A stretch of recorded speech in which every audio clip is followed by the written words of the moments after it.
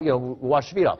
He'd look at it, he'd go into the middle of the living room, say, boy, look at all this sand here. Then he'd brush it off on the carpet and he'd grind his heels in. Well, don't do that, wash off outside. Then he'd head for the refrigerator and say, man, it's so hot, I'm really thirsty. He'd open the refrigerator, he'd see the glasses on the counter, he'd look in the refrigerator, there'd be that cardboard carton of guava juice. He would reach for the carton, belt it back, take every drop, and then, you know the kid. Then he'd put the empty carton back in the refrigerator, leave it open, turn and walk away. I mean, the whole time I'm going, pick up your towels, shower off outside, use the glass, be considerate. It was horrible. I had a terrible time. And I finally said, those teenagers have ruined this trip. I'm not getting anything done. I'm having a terrible time. And my wife was standing there with me, and she said, oh, that's interesting. Those teenagers are ruining your trip. Huh. And she started waggling these three fingers. Now, let me tell you, if you write books about how to communicate positively, it is extremely annoying to be married to someone who has read them. Because waggling her fingers was her way of reminding me about a chapter I had written concerning one of my most important teachers, Edith Walther, my mom. That's my mom. On the left there, Edith. I remember when I didn't have a book report due one night. It was ready to be turned in the next morning, but I hadn't done it. My mom said, well, why isn't it done? You've had it for a week.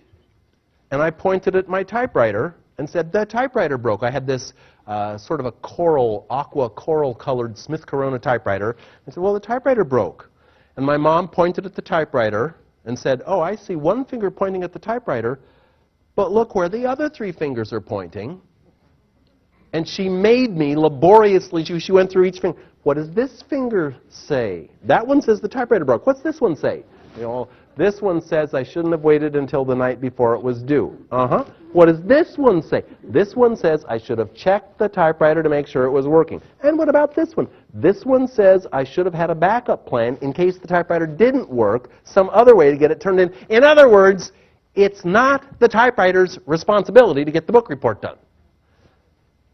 Bring the responsibility back where it belongs. The teenagers didn't ruin my trip. My reaction to, obviously, what you're attesting to is normal teenage behavior, that's what ruined the trip. The fourth trait of power talkers is that they accept personal responsibility. You hear it in the way they speak. Powerless people say, I can't stand it. Why can't my leadership team get there on time? They're late for meetings. It throws off the whole schedule. They're bad.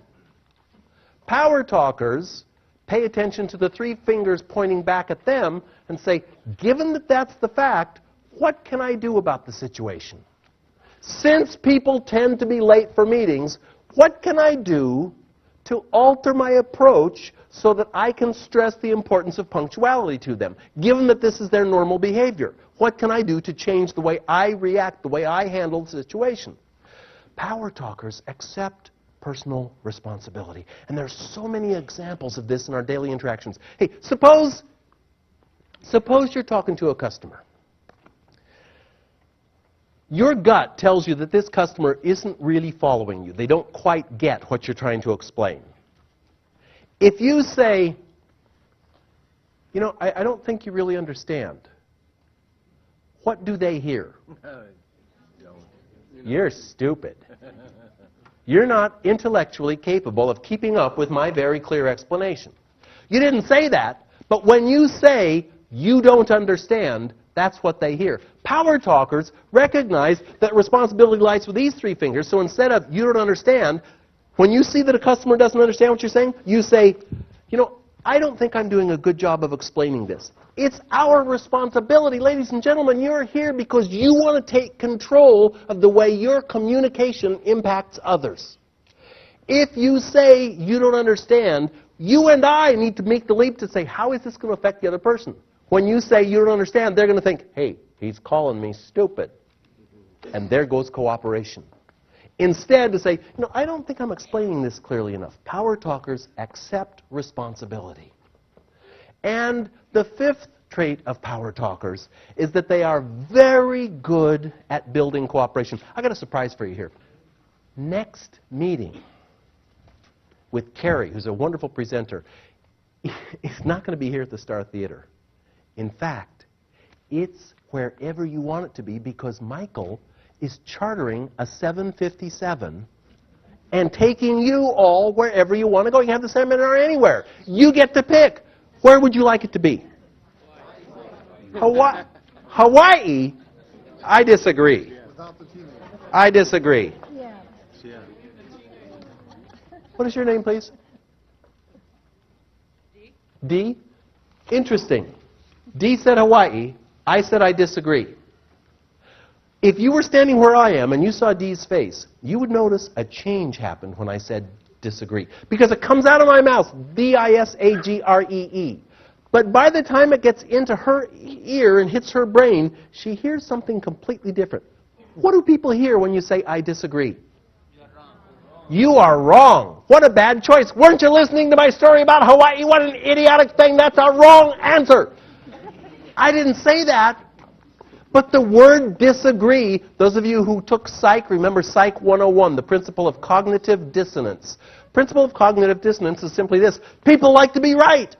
When people say, oh no, you're not right, you're wrong, they then dig in their heels and are determined to prove that they were right all along. Because D now, her mind is visibly going to justify. Let's see, I said Hawaii for a very good reason. Here are 3 reasons why Hawaii is the right.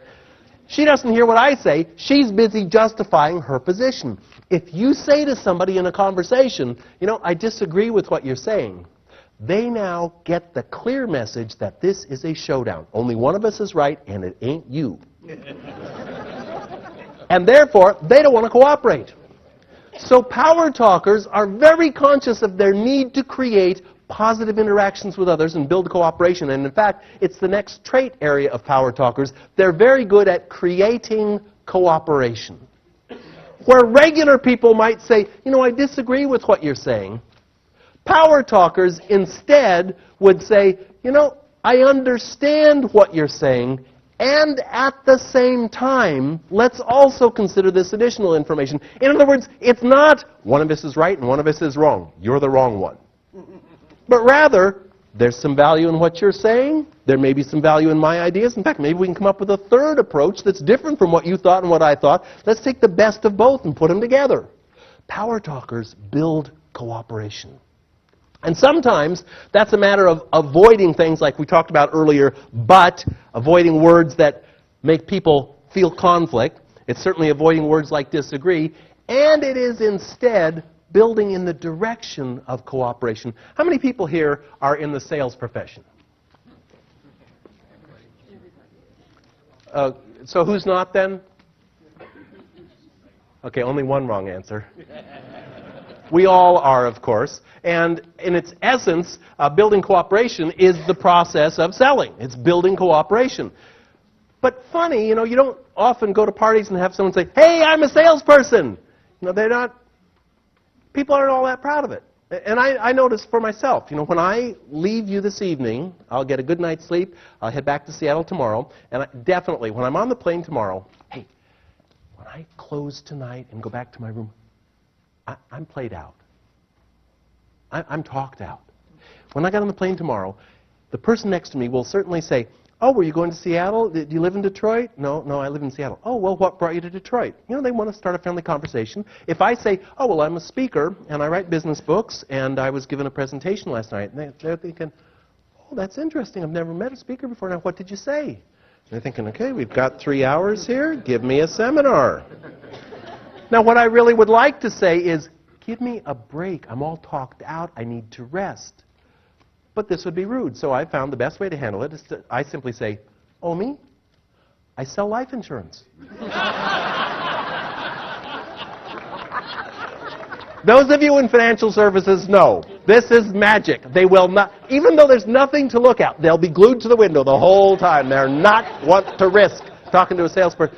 Why is it people have this image?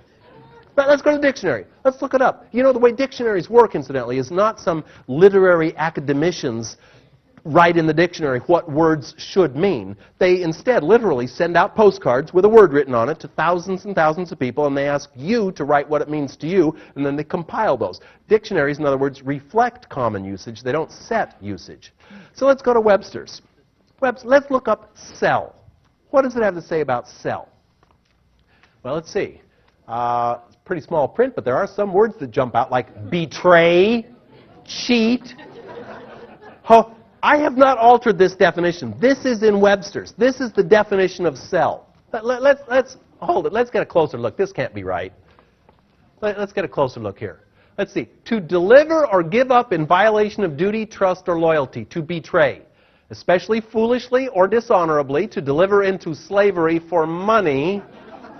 Hold it. To impose upon, to cheat. That's the dictionary definition of sell. How it got there, of course, is salespeople put it there. Salespeople put it there by treating customers in a manner that makes them not want to be sold to. Now, fortunately, we're talking about the salespeople in the other auditorium, not us. Still, we've got to recognize going in that people have a predisposition to not want to be sold to because they perceive that salespeople are going to... When those kind of salespeople talk to me, I feel like, okay, they just came out of the training seminar, and the training seminar said, these are the 17 key wonderful things about our product. Make sure you do not let the customer get a word in edgewise. They're going like, there are 17 reasons why you should buy from me. Now, do not interrupt. I've got to give you all 17. That's not the way to sell. And you know, as a speaker, I'll often hear one of my colleagues, somebody who you hear at Yes, and I might be sitting in the audience saying, well, hold it, wait a minute, that's my material. I'm like, well, no, is that, or did I hear that from someone else? Because there's only so much truth going around. But what I'm going to share with you now, I remember the shower I was standing in when I thought of this. It was purple tile. It was in Niles, Illinois.